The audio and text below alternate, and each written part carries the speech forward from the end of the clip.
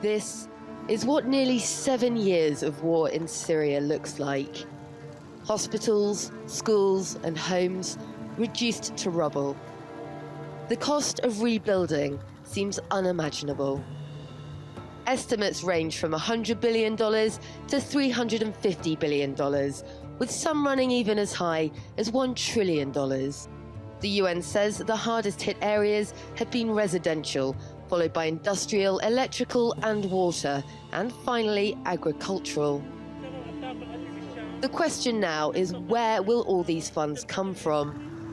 A top Russian diplomat says the EU should launch reconstruction efforts in Syria within months.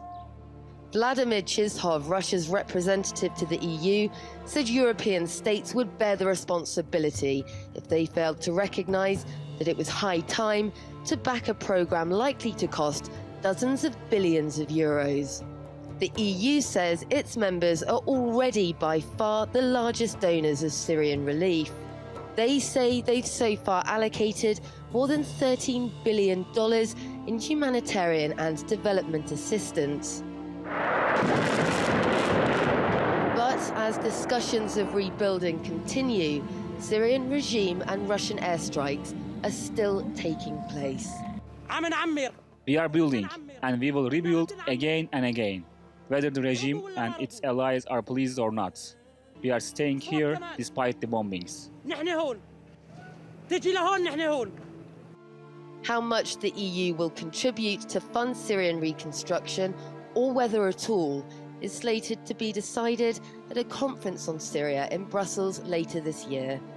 The cost of rebuilding Syria might be high, but the emotional toll of this war is incalculable. Sarah Firth, TRT World, Syria. TRT World's editor-at-large Ahmad Al-Burai joins us now live from Hatay, near Turkey's border with Syria. Ahmad, welcome to the show. Look, even at 300 billion, let's call it an average estimate there of how much it might cost to rebuild Syria, is a huge amount. It's about 5 times what the US spent on rebuilding Iraq after the war there. So who is actually likely to pay this? Is it Russia? Is it Iran? Is it China, perhaps?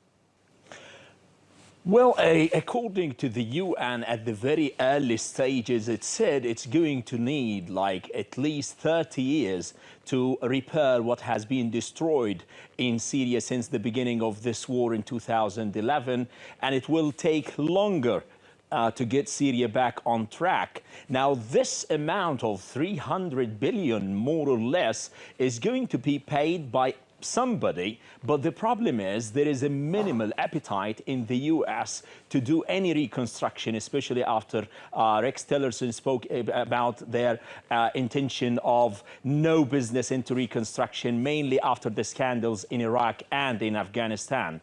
Now, on the other hand, Russia, Iran and China are the main allies for the Syrian regime, and they may pick up the tab in Syria and start the reconstruction. Now, Iran has been awarded, mining for phosphate in Palmyra next to or very close to Damascus.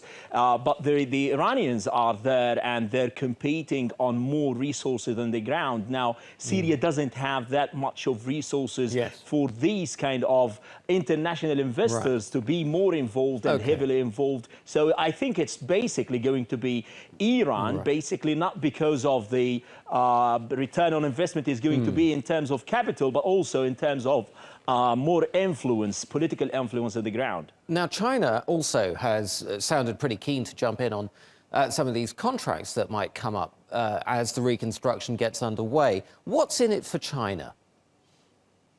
For China, you know that Syria, it has supported Syria in the UN many times since 2000, when it also sent military personnel and also aid for the Syrian regime. On the other hand, for China, there's what's known as the Belt and Road Initiative, and that's the PRI, and that's one of the infrastructure development strategy covering mainly Asia and Europe, and Syria is part of that.